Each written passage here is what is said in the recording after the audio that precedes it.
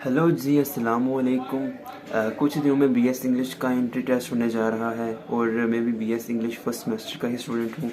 तो मैंने सोचा कि एक शॉर्ट वीडियो बना दूँ जिसमें मैं आपको टेस्ट के रिलेटेड थोड़ा सा गाइड कर दूँ।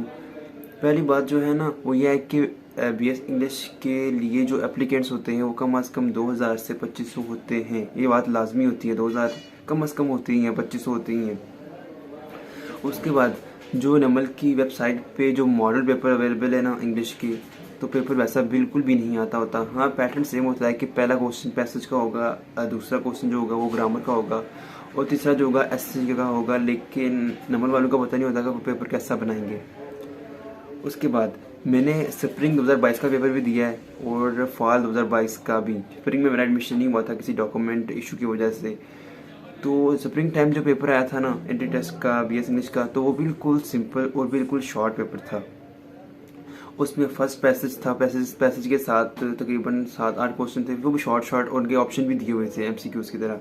सेकंड क्वेश्चन था वो ग्रामर का था और उसमें भी 7-8 क्वेश्चन ही थे जो स्प्रिंग में हुआ था। और ऐसे भी 3 थे और जिसमें मैंने ऐसे लिखा था uses and misuses of cell phone. अब ये पेपर जो मैंने बताया ना आपको, ये पेपर था स्प्रिंग 2022 का, जो बिल्कुल सिंपल पेपर बनाया गया था। और उस टाइम जिन्होंने एंट्री टेस्ट पास किया था वो पता नहीं 1300 या 1400 थे जिन्होंने एंट्री टेस्ट पास किया था। अब बात करते हैं फॉल 2022 में जिसमें मेरा एडमिशन हुआ था। फॉल 2022 के लिए जो पेपर था ना वो शदीद किस्म का मुश्किल पेपर बनाया गया था। अब मुश्किल उन लोगों के लिए था जिनकी इंग्लिश दरमियानी सी है, जिन लोगों की इंग्लिश परफेक्ट है उन लोगों के लिए तो फॉल का भी पेपर ईजी था। पेपर का सीन ये था ना कि जो फर्स्ट क्वेश्चन था वो था पैसेज का और पैसेज के साथ 5 क्वेश्चन दिए थे, सिर्फ 5 क्वेश्चन। और 5 क्वेश्चन ऐसे थे कि हर क्वेश्चन के साथ 2-2 लाइनें दी गई थी, ऑप्शन नहीं थे, सिर्फ लाइनें दी गई थी कि आप पैसेज में देखें उस क्वेश्चन को। और थोड़ा सा कंफ्यूजिंग पैसेज होता है वो, और पैसेज देख के फिर क्वेश्चन का आंसर उन 2 लाइनों में लिखें। और जो 5वां क्वेश्चन था आई थिंक उसमें मेन आइडिया लिखना था या कुछ। 5 क्वेश्चन आसान नहीं थे, कंफ्यूजिंग थे। और फिर 5 क्वेश्चन के बाद 4 सिनोनिम्स दिए थे। एक जो मुझे याद है वर्ड वो था मैंडेटरी, इसका सिनोनिम लिखें। उसके बाद जो सेकंड क्वेश्चन होता है ना वो होता है ग्रामर पोर्शन का। लेकिन इस बार जो फॉल के टाइम जो ग्रामर पोर्शन में ग्रामर से क्वेश्चन थे वो तकरीबन 20 थे, 18 या 20 थे। पहला क्वेश्चन तो हो गया ना 25 नंबर का पैसेज, और दूसरा भी 25 नंबर के ग्रामर और तीसरा 25 नंबर के एसेज। दूसरे क्वेश्चन की बात कर रहे थे हम, उसमें क्या कहते हैं ग्रामर का क्वेश्चन होता है। और ग्रामर का क्वेश्चन इस तरह होता है कि एक एक्टिव पैसिव होता है उसे चेंज करना पड़ता है, एक डायरेक्ट इनडायरेक्ट चेंज करना पड़ता है। ये हमारा जो पेपर आया था वो बता रहा हूँ। उसके बाद एक सेंटेंस दिया गया होगा आपको और लिखा गया होगा कि इसे किसी और सेंटेंस में चेंज करें। हमें दिया गया था कि इट रेन्स, इसे किसी पास्ट के टेंस में चेंज करें, और सिंपल नहीं था, वो डिफरेंट था। और हमारे टेस्ट में ये था कि ग्रामर पोर्शन में ऑप्शन नहीं थे। एक सेंटेंस दिया गया था ना उसके आगे एक खाली जगह छोड़ी गई थी कि सेंटेंस का आंसर हर जगह में लिखें, ऑप्शन नहीं थे। इस हिसाब से आपको ऐसे आ सकते हैं कि एक सेंटेंस दिया हो कि इसे इंटरोगेटिव में चेंज करें, कम्प्लेक्स दिया हो कि कंपाउंड में चेंज करें। तो इस तरह के क्वेश्चन होते हैं जो सारे ग्रामर के रिलेटेड ही होते हैं। कोई प्रीपोजिशन टाइप क्वेश्चन हो सकता है आपको। तो इस तरह के क्वेश्चन जो होते हैं वो ग्रामर में होंगे। हमारे 12-18-20 थे। और फिर जो तीसरा क्वेश्चन होगा वो डेफिनेटली एसे का होता है। हमारे टाइम जो एसे आए थे ना वो एक था वर्चुअल लर्निंग का, मतलब ऑनलाइन एजुकेशन या ऑनलाइन लर्निंग कह सकते हैं आप, या फेक न्यूज़, ये 2 ऐसे आए थे हमारे टाइम। लेकिन ऐसे के लिए कोई कंफर्म टॉपिक नहीं होता कि अगर आप फेसबुक पे जाए ना तो वहाँ पे आपको बता रहे होंगे कि ग्लोबलाइजेशन आएगा या कोरोना का आएगा या कुछ।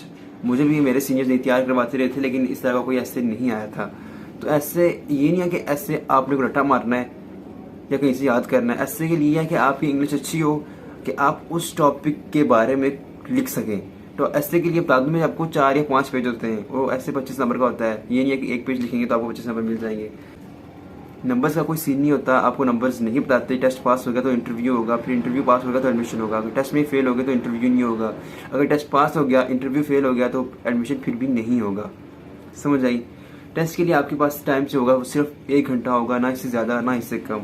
अगर आप दूर से आ रहे हैं और आप आधा घंटा लेट हो गए तो आपको सिर्फ आधा घंटा मिलेगा पेपर लिखने के लिए, इससे ज़्यादा टाइम आपको नहीं देंगे।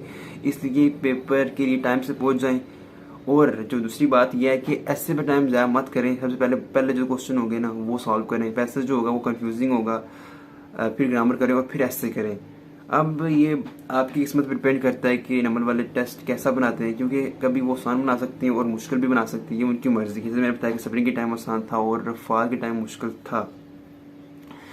और जो फॉल स्प्रिंग के टाइम मैंने आपको बताया कि 1300 स्टूडेंट थे या 1400 स्टूडेंट थे जिन्होंने एंट्री टेस्ट पास किया था, लेकिन जो फॉल के टाइम जिन्होंने टेस्ट पास किया था ना, वो सिर्फ 700 स्टूडेंट थे।